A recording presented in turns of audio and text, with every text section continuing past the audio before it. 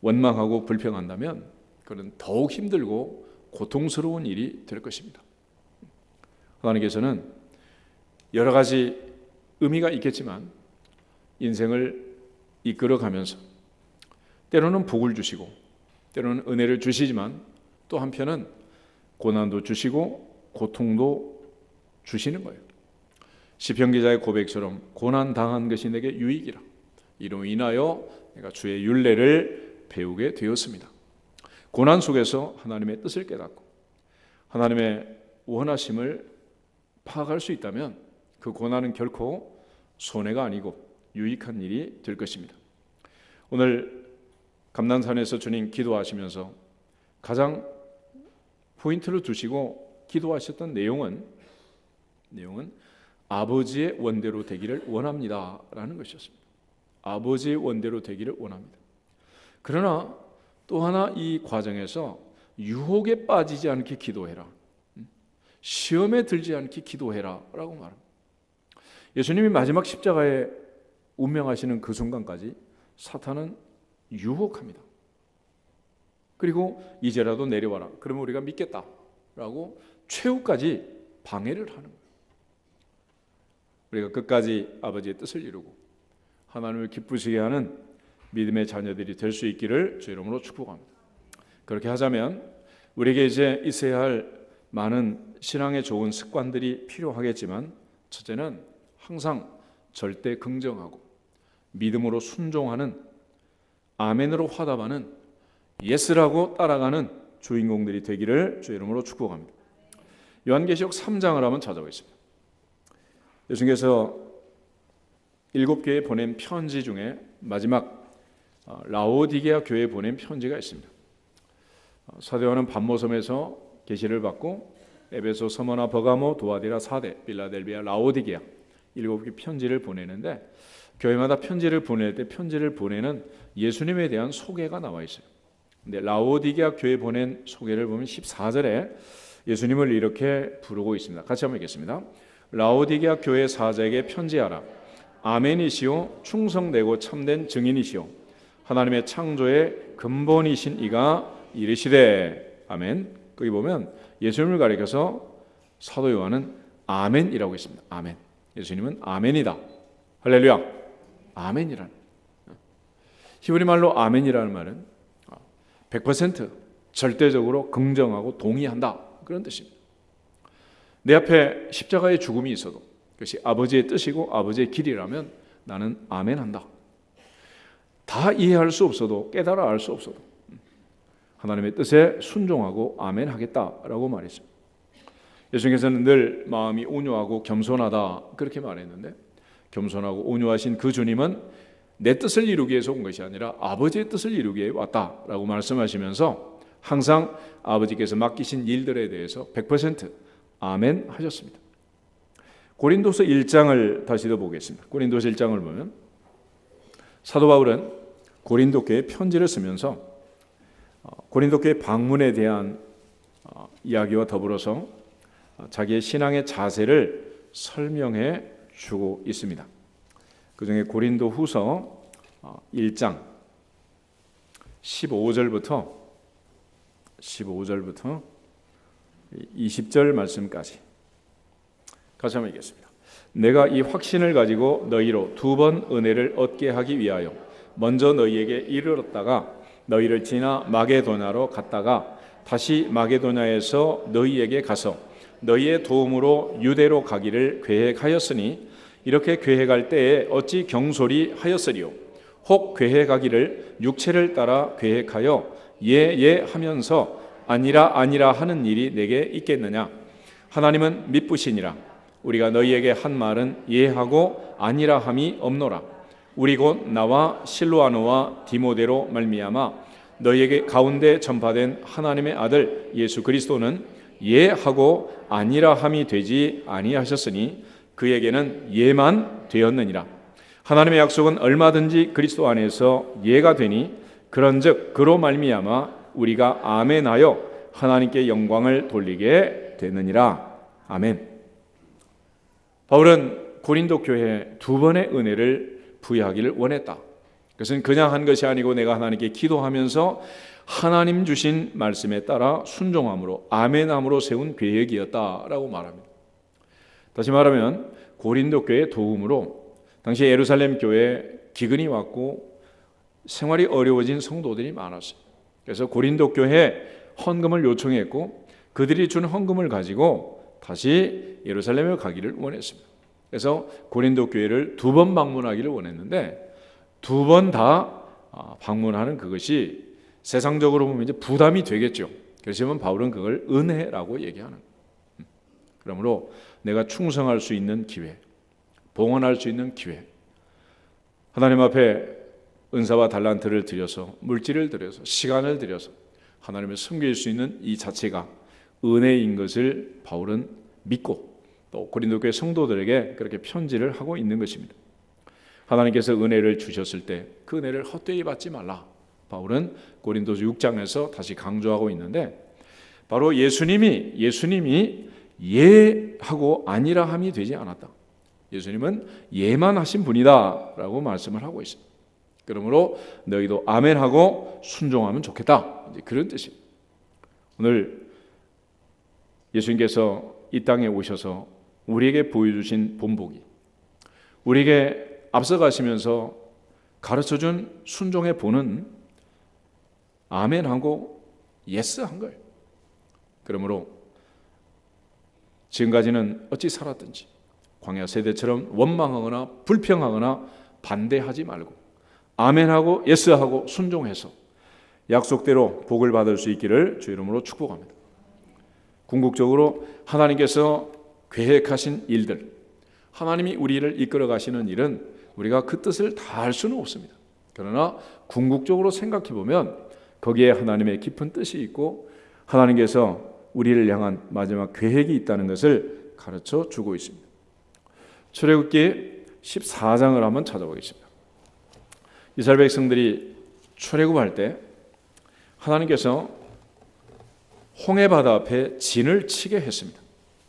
빠른 길이 있었지만 빠른 길로 가지 않고 애굽에서 이스라엘까지 그야말로 짧으면 2주, 길어야 한 달이면 갈 수 있는 여행길이었지만은 광야 40년의 길을 계획하고 하나님께서 길잡이가 되셨어요.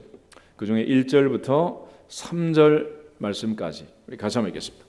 여호와께서 모세에게 말씀하여 이르시되 이스라엘 자손에게 명령하여 돌이켜 바다와 믹돌 사이에 비아히롯 앞 곧 바알스본 맞은편 바닷가에 장막을 치게 하라. 바로가 이스라엘 자손에 대하여 말하기를 그들이 그 땅에서 멀리 떠나 광야에 갇힌 바 되었다 하리라. 아멘. 보세요. 하나님께서 이스라엘 백성들을 돌이켜가지고 가던 길을 돌이켜서 홍해바다 앞에 장막을 치겠습니다. 바로가 생각할 때 앞에는 바다요. 이제 추격하면 잡을 수 있다라고 생각하고 추격할 수 있는 그런 상황을 만들게 돼요. 그리고 이제 드디어 바로가 장례를 치르고 이스라엘 백성들을 추격하게 되는데 그걸 보고서 백성들이 하나님 앞에 모세 앞에 원망하는 장면이 이제 소개되어 있습니다. 10절부터 14절 같이 보겠습니다. 바로가 가까이 올 때 이스라엘 자손이 눈을 들어본즉 애굽 사람들이 자기들 뒤에 이른지라 이스라엘 자손이 심히 두려워하여 여호와께 부르짖고 그들이 또 모세에게 이르되 애굽에 매장지가 없어서 당신이 우리를 이끌어내어 이 광야에서 죽게 하느냐 어찌하여 당신이 우리를 애굽에서 이끌어내어 우리에게 이같이 하느냐 우리가 애굽에서 당신에게 이른 말이 이것이 아니냐 이르기를 우리를 내버려 두라 우리가 애굽 사람을 섬길 것이라 하지 아니하더냐 애굽 사람을 섬기는 것이 광야에서 죽는 것보다 낫겠노라. 모세가 백성에게 이르되 너희는 두려워하지 말고 가만히 서서 여호와께서 오늘 너희를 위하여 행하시는 구원을 보라. 너희가 오늘 본 애굽 사람을 영원히 다시 보지 아니하리라. 여호와께서 너희를 위하여 싸우시리니 너희는 가만히 있을지니라. 아멘. 이스라엘 백성들이 생각할 때 또 애굽 왕 바로가 생각할 때 당시에 모든 사람들이 생각할 때 바다 앞에 진을 친 일은 지혜로운 일이다, 바보 같은 일이다? 말도 안 되는 짓을 한 거예요. 그래서 지금 원망이 지금 하늘을 찌르고 있어요. 그럼 도대체 하나님은 왜 이렇게 하셨냐는, 왜? 그리고 모세라는 사람은 또 하나님의 말씀에 순종해서 그곳에 진을 쳤는가 하는 것입니다. 모세라고 해서 이스라엘 백성들과 생각이 다르지 않을 것입니다. 바로보다 모세가 IQ가 낮아서 그곳에 진을 쳤겠습니까? 모세가 그곳에 진을 친 것은 딱 한 가지 때문에, 하나님 말씀이기 때문에, 하나님 뜻이기 때문에 받아들인 거예요. 모세가 처음부터 그런 사람은 아니었습니다. 호렙산에서 하나님이 그를 부르러 왔을 때 그는 거절했고 거부했습니다. 안 한다고 했고 못한다고 했고 보낼 만한 사람을 보내라고 했고, 내가 누구간데 바로에게 가고 내가 누구간데 이스라엘 백성들을 애굽에서 이끌어내릴까라고 거절했던 사람이에요. 애굽에 10가지 재앙이 내리는 과정에서도 나일강의 물이 피가 되고 개구리가 판을 칠 때까지 모세는 계속해서 하나님 앞에 거부합니다. 애굽의 술사들이, 술객들이 계속 따라했기 때문에 모세는 이제 못하겠다고 거절하는 거예요. 그러나 재앙이 진행되면서 드디어 하나님의 능력이 나타나기 시작하고, 마지막 바로의 장자부터 애굽에 있는 모든 초태생이 죽는 죽음의 밤, 6월절의 밤 출애굽하면서 모세는 깨닫습니다. 내 경험이 아니고 내 생각이 아니고 내 판단이 아니고 80년 동안 내가 경험하고 겪은 내 인생의 경륜이 아니라 하나님 말씀대로 뜻대로 되는구나 라는 걸 생각하면서, 하나님께서 이렇게 명령하실 때는 하나님의 뜻이 있을 줄 믿습니다. 할렐루야. 그리고 받아들이는 거예요. 고난 앞에, 어려움 앞에, 두려움 앞에 그저 주저앉고 이스라엘 백성들처럼 원망하는 것은 누구든지 할 수 있습니다. 누구나 할 수 있어요. 그러나 모세처럼 순종하고 하나님의 전능하심을 믿고 하나님의 뜻을 믿고 하나님의 구원을 확신하는 경우는 많지 않습니다. 오늘 그냥 믿음으로 산다는 것은 동일한 세대를 많은 사람과 더불어 살아가고 있습니다. 그러나 그들과 우리의 다른 점이 무엇이겠습니까? 모세에게 하나님이 함께 하셨던 것처럼 우리와 함께 계심을 믿고, 모세 인생의 배후에 하나님의 뜻과 계획이 있었던 것처럼 또한 우리의 인생에도 하나님의 뜻이 있는 것을 분명히 믿고 또 믿어지시기를 주 이름으로 축복합니다. 결국 고난이 왔을 때 해야 할 가장 중요한 첫 번째 일은 믿음의 눈을 가지고 바라보는 것입니다. 하나님의 계획을, 하나님의 뜻을 파악하는 거예요. 선지자 예사야가 성전에 들어갔을 때 볼 수 있는 눈이 열리고 들을 수 있는 귀가 열리고 깨달을 수 있는 마음이 임했던 것처럼 모세는 홍해바다 앞에서 다시 한번 하나님의 계획을 믿고 확신하게 됩니다. 모세는 120년의 삶을 마치고 광야 40년을 끝내면서 왜 이러한 광야의 여정이 있었느냐, 왜 우리에게 이 많은 고난을 겪게 했느냐 하는 데 대한 분명한 확신과 결론을 내리고 있는데, 신명기 8장을 한번 찾아보겠습니다. 신명기 8장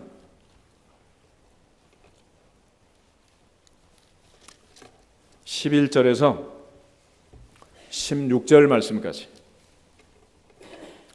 신명기 8장 11절에서 16절 말씀까지 겠습니다.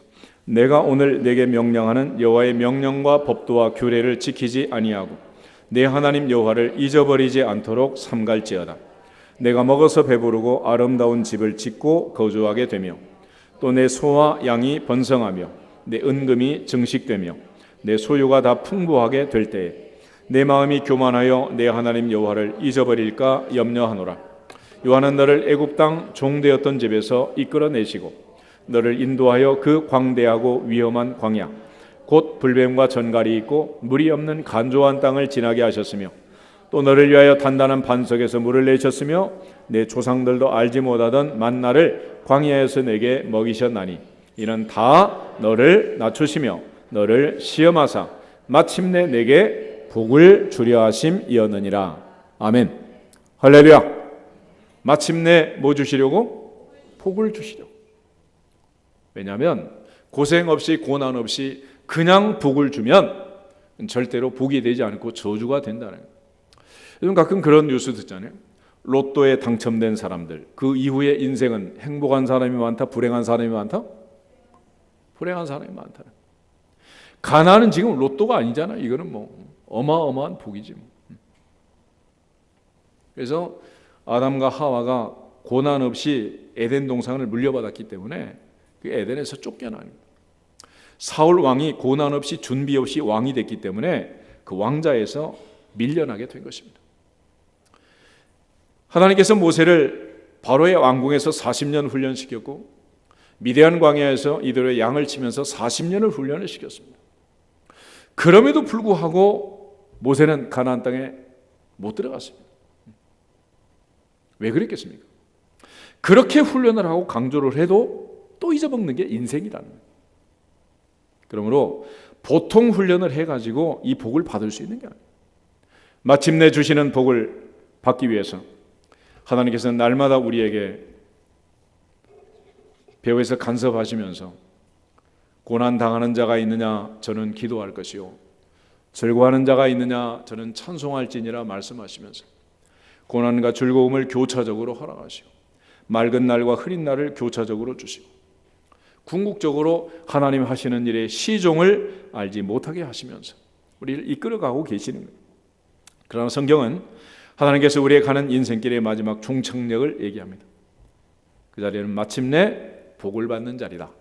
그러므로 그 자리로 지금 가고 있기 때문에 현재 그 과정에서 홍해바다가 나타나게 되고 마라의 쓴물도 나타나게 되고 배고픔도 목마름도 나타나게 되고 아말렉과의 전쟁도 나타나게 되고 바산한 옥과 아모리 왕 시온과의 전투도 있고 이 많은 어려움과 광야 길을 걷게 한단 말이에요. 그러나 하나님의 마지막 계획은 마침내 복을 주기 위한 것이다 라는 것을 분명히 믿고 우리에게도 주님께서 이끌어 가시는 이 인생길의 마지막은 믿음의 결국은 영혼의 구원이다. 할렐루야. 그 자리까지 갈 때까지 좌로나 우로나 치우치지 않고 어리석게 인생의 눈으로 보고 원망하고 불평하고 좌로나 우로나 치우치다가 넘어지지 말고 끝까지 완주해서 마침내 주시는 복을 누릴 수 있기를 주의 이름으로 축복합니다. 그렇게 하기 위해서 가장 먼저 해야 할 일은 믿음의 눈으로 파악을 하는 것. 인간의 눈으로, 육신의 눈으로 보면 걱정하고 염려할 수밖에 없지만 믿음의 눈으로 보면 다음 단계에 무슨 일이 있을까를 기대하게 되는 것입니다. 바로는 그야말로 쾌지나 칭칭 났네 환호를 지르면서 추격을 하게 됩니다. 그러나 하나님의 계획에 따라서 이스라엘 백성들은 바다를 가르고 육지처럼 건너게 되고 바로의 세력은 바다에 괴멸됐던 것을 우리가 잘 알고 있습니다. 항상 하나님의 인도하심에 원망하지 말고 기대하고 기다리고 기도할 수 있기를 주의 이름으로 축복합니다. 열왕기하 6장을 한번 찾아보겠습니다. 열왕기하 6장을 보면 선지자 엘리사 당시에 아람 군대가 사마리아 성을 에워싸게 됩니다. 사마리아 성이 에워싸인 걸 보고 엘리사의 사환 게하시는 깜짝 놀랐어요. 선생님이 이럴 때 기도만 하면 됩니까? 지금이 어떤 때입니까? 빨리 물리쳐야 되지 않겠습니까? 걱정하면서 염려하면서 얘기를 합니다. 그때 하나님께서 게하시의 눈을 열어가지고 아람 군대의 상황을 파악하게 하시고 사마리아 성의 모습을 깨닫게 합니다. 그때 깨달은 성은 육신의 눈으로 본 것과 전혀 다른 판세가 펼쳐지고 있었습니다. 14절부터 17절까지만 같이 한번 읽겠습니다. 왕이 이에 말과 병거와 많은 군사를 보내매 그들이 밤에 가서 그 성읍을 에워쌌더라. 하나님의 사람의 사환이 일찍이 일어나서 나가보니 군사와 말과 병거가 성읍을 에워쌌는지라. 그의 사환이 엘리사에게 말하되 아 내 주여 우리가 어찌하리까 하니 대답하되 두려워하지 말라. 우리와 함께한 자가 그들과 함께한 자보다 많으니라 하고 기도하여 이르되 여호와여 원하건대 그의 눈을 열어서 보게 하옵소서 하니 여호와께서 그 청년의 눈을 여심해 그가 보니 불말과 병거가 산에 가득하여 엘리사를 둘렀더라. 할렐루야. 겉으로 인간의 눈으로 볼 때는 사마리아 성을 아람 군대가 완전히 포위하고 이제 멸망 직전에 있었다는 거예요. 그러나 엘리사가 기도해서 게하시의 눈을 열어 다시 보게 하니 골짜기마다 골목마다 불말과 불병거가 사마리아 성을 지키고 있었고 우리와 함께한 자가 그들과 함께한 자보다 훨씬 많다는 것을 깨닫게 되었습니다. 오늘 하나님께서 우리를 인도해 가시는 이 길목에 눈에 보이는 것만 보고 판단하는 어리석은 자들이 되지 않기를 주의 이름으로 축복합니다. 하나님의 계획과 하나님의 뜻을 알면 그럴 수는 없는 거예요. 징기스칸이라는 유명한 황제를 알잖아요. 이 징기스칸이 매 사냥을 많이 했다래요. 매 사냥. 그래가지고 항상 매가 어깨에 내리 앉아서 친구처럼 그렇게 이제 다녔는데 어느 날 물을 떠서 마시려는데 이 녀석이 자꾸 엎지르는 거예요. 매를 친구처럼 생각하고 내가 친구니까 봐주긴 하겠다. 이번만 더 그러면 너 죽인다. 근데 이 녀석이 또 엎지른 거예요. 화가 나가지고 매를 죽였습니다. 그러고 나서 살펴보니까 그 물이 흐르는 계곡에 그야말로 썩은 시체가 있어가지고 구렁이에 시체가 있어요. 독이 퍼져 있는 거예요. 그래서 이 칸이 자기의 실수를 반성하면서 황금으로 매를 만들어서 양쪽 날개에 이런 글을 썼다고. 한쪽에는 너무 분노함으로 결정하면 오판을 할 수밖에 없다. 또 한쪽에는 친구라면 웬만큼 잘못해도 봐줘라. 그랬다. 지금 우리가 신앙생활하면서 똑같습니다. 여러분 모세 얘기를 했지만은 모세는 어쩌다가 가나안에 못 들어갔나요? 성질내다가. 민수기 20장 한번 보실까요? 민수기 20장.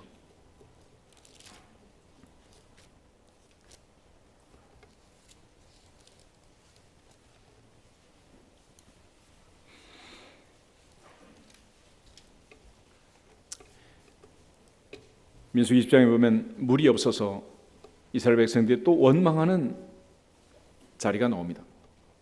그리고 모세가 이제 백성들을 하나님의 지시를 따라서 반석 앞에 모으게 되는데 그 중에 10절부터 13절까지 같이 한번 읽겠습니다. 모세와 아론이 회중을 그 반석 앞에 모으고 모세가 그에게 이르되 반역한 너희여 들으라. 우리가 너희를 위하여 이 반석에서 물을 내려 하고 모세가 그의 손을 들어 그의 지팡이로 반석을 2번 치니 물이 많이 솟아나오므로 회중과 그들의 짐승이 마시니라.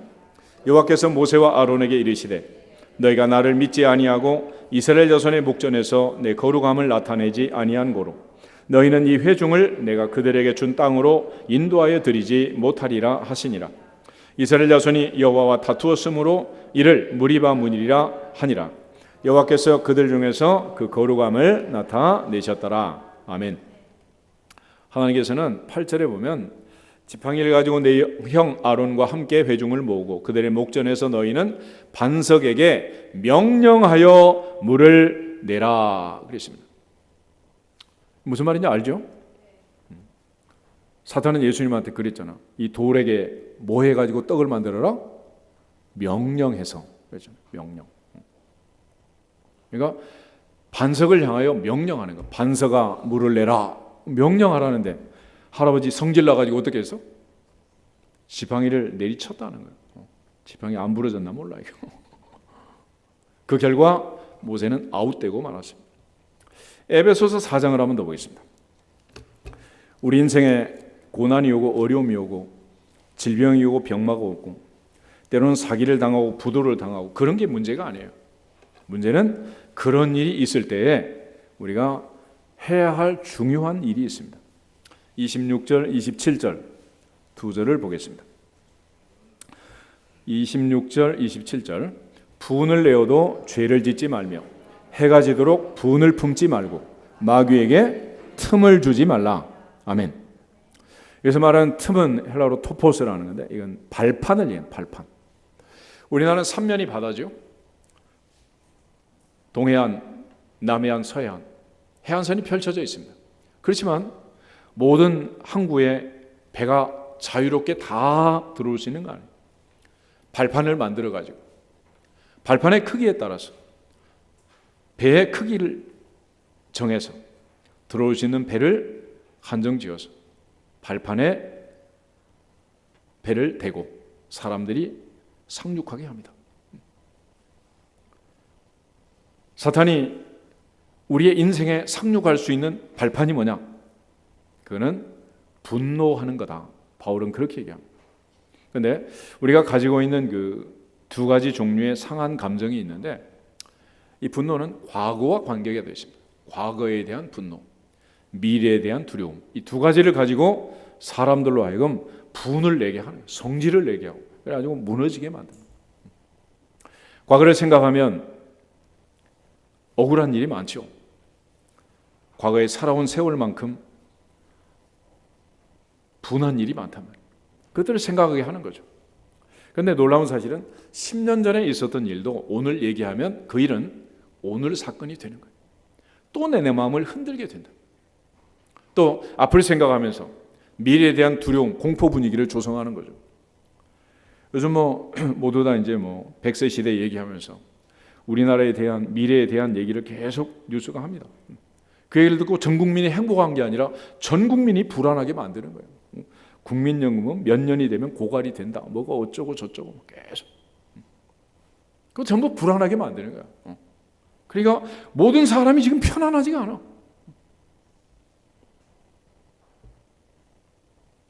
그러나 성경은 분명히 말하기를 하나님이 우리에게 주신 마음은 두려워하는 마음이 아니요 사랑과 능력과 절제하는 마음이다. 할렐루야. 내일 일을 위하여 염려하지 말아라. 내일은 내일이 염려할 것이고 한날의 괴로움은 그날의 족하니라. 그래서 오늘 바울이 얘기할 때 이 분노를, 이 상한 감정을 품고 잠자리에 들면 안 된다. 해가 질 때까지 분을 품지 말아라. 그래서 이걸 풀어. 보통 우리가 평정심이라는 얘기를 하죠. 사람이 너무 화가 나고 사기를 당하고 사고를 당하고 어려운 일을 겪으면 그 밤에 잠을 자겠습니까? 잘 수가 없지. 그래서 별짓을 다 해도 살이 안 빠지는 사람도 이 한 가지를 하면 빠지는 거예요. 고민 다이어트. 쫙쫙 빠지게 돼 있어요. 안 먹고 못 자는데 안 빠지겠어요? 다 빠지는 거죠. 그래서 분을 품지 말라. 그래서 한번 반대로 너무 좋은 일이 있어도 이 잠을 못 자요. 예를 들어서 아들이 손자가 사법고시 수석했대. 잠이 오겠어? 이래 못 자나 저래 못 자나 못 자는 것은 결국 자기 몸을 상하게 하는 거예요. 그래서 잠자리에 들기 전까지는 평정심을 가지고 아무 일도 없었던 것처럼 사랑하는 자에게 주시는 잠자리가 평안할지어다. 할렐루야. 그래서 아침에 무슨 문제가 있었어도 해가 지려고 하면 빨리빨리 문자를 보내. 해가 지고 있네요. 그렇게. 그래서 어쩌라고 그러지 말고 알았습니다. 그리고 화해를 하라고. 그것도 그냥 되는 게 아니야. 습관이 돼야 하는 거지. 습관이 돼야지. 연습 한번 하실까? 옆 사람 보면서. 옆에 사람 한번 얘기해봐. 해가 지고 있네요.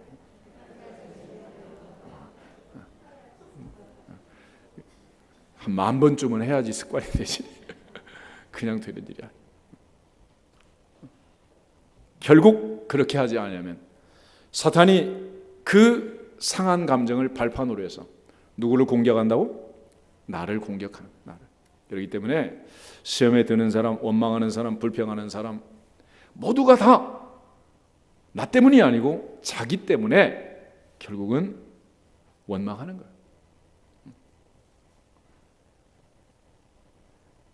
며칠 전에 노예 모임이 있어가지고 여전도회관을 갔더니 옆에 다른 팀이 와가지고 집회를 하더라고. 근데 계속 무슨 찬송을 하나 불러. 너무 시끄럽게 불러가지고. 다른 게 아니야. 우리가 세상을 변화시키자. 나는 절대로 변하지 않는다. 네가 변해라. 아우성을 치고 있더라고요. 결국 분노함으로 모세는 아웃되었고, 사도 바울은 민감하게 우리에게 분노를 감추라고 얘기합니다. 결국 이걸 이기는 방법이 뭐냐? 야고보서 1장을 찾아보겠습니다. 야고보서 1장을 보면 2000년 전에 디아스포라가 되어서 흩어져 살던 민족 12지파를 향해서 야고보는 편지를 쓰는데, 그 흩어져 있던 12지파에게 2절부터 4절까지를 먼저 읽겠습니다. 내 형제들아, 너희가 여러 가지 시험을 당하거든 온전히 기쁘게 여기라. 이는 너희 믿음의 시련이 인내를 만들어내는 줄 너희가 알미라. 인내를 온전히 이루라. 이는 너희로 온전하고 구비하여 조금도 부족함이 없게 하려 함이라. 아멘. 여기 보면 환난이 오고 시련이 오고 어려움이 오면 온전히 어떻게 해라? 기쁘게 여기라. 요즘 애들 말로 하면 완전 기쁨, 100% 기쁨, 기뻐하라는 거예요. 기뻐요. 그리고 또 하나는 인내해라 그랬습니다. 인내. 그러니까 있는 그대로 받아들이라는 거예요. 그래서 그거를 피하려고 하고 회피하려고 하고 원망하고 어찌하여 내 인생에 이런 일이 생겼는가? 왜 하필이면 나인가? Why me? 이래가지고는 해결되는 게 아니라는 거예요. 영적인 눈으로 바라보고 영적 판세를 생각하고 마침내 복 주시려는 하나님의 계획을 믿어지시기를 주 이름으로 축복합니다. 그게 믿어지면 기뻐할 수밖에 없고 인내하게 되는 것입니다. 거기에 대해서 감사할 수밖에 없고 하나님의 뜻을 깨닫게 되면 시험에 들지 않게 깨어있어 기도할 수밖에 없는 거예요. 빌립보서 4장 6절에서도 아무것도 염려하지 말고 다만 모든 일에 기도와 간구로 너희 구할 것을 감사함으로 하나님께 아뢰라 그랬잖아요. 다니엘 6장 10절을 보면 다니엘은 사자굴을 앞에 두고 하루 3번씩 기도하면서 자기 하나님께 감사하였더라 그랬습니다. 바울은 데살로니가 교회 편지를 쓰면서 항상 기뻐하라, 쉬지 말고 기도하라, 범사에 감사하라, 이것이 그리스도 예수 안에서 너희를 향하신 하나님의 뜻이니라 그랬습니다. 사탄의 작전은 이거예요. 우리를 흔들고 화나게 하고 분노하게 하고 걱정하고 염려하게 하는 거예요. 그래가지고 네가 이래도 기뻐할 거니? 네가 이래도 감사할 거야? 그러면서 우리를 흔들어 대는 거예요. 거기에 대해서 흔들리지 않기를 주 이름으로 축복합니다. 길이 참고 끝까지 인내할 수 있기를 주 이름으로 축복합니다. 결국 너희의 인내로 영혼을 얻으리라 그랬습니다. 결국 우리가 인내하지 못하고 참아내지 못하고 기쁨으로 받아들이지 못하고 거기에 휘말리게 되면 결국은 죽는 것입니다.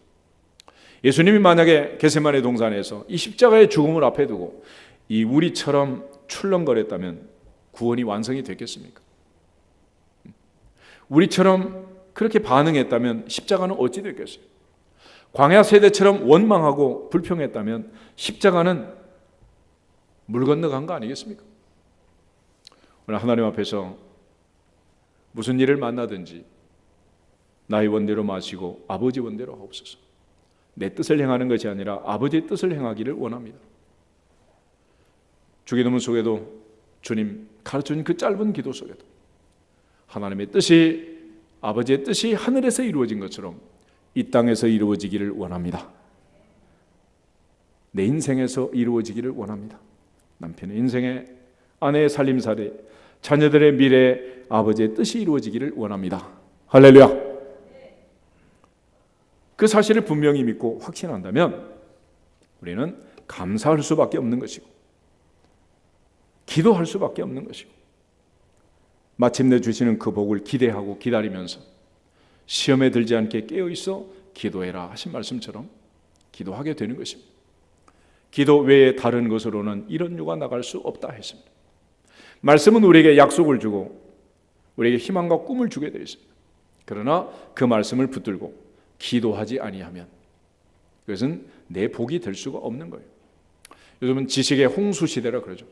얼마나 많은 정보가 둥둥 떠다니고 있는지 몰라요. 그렇지만 그걸 실천해서 자기의 것으로 삼는 사람은 많지 않습니다. 그래서 말씀은 믿는 자 속에서 역사하느니라. 저의 말씀을 듣고 믿어질 때, 마침내 내게 복을 주실 것을 확신할 때, 남편도 아내도 아들도 딸도 부모 형제 예친족도 마침내 그 복을 받고 가나안의 주인공이 될 것을 라합처럼 확신하면 예수님의 할머니가 될 줄로 믿습니다. 그러나 확신하지 못하면 다 날아가는 거예요. 하나님 이 놀라운 기회 헛되이 받지 않고 오늘도 주님처럼 겟세마네 동산 십자가의 죽음을 앞에 두고도 아버지의 뜻을 이루기를 원했던 것처럼 아버지의 뜻이 우리를 통해서 이루어질 수 있기를 축복합니다. 내가 이 세 아들 다윗을 만나니 내 마음에 맞는 사람이라 내 뜻을 다 이루게 하리라 그랬습니다.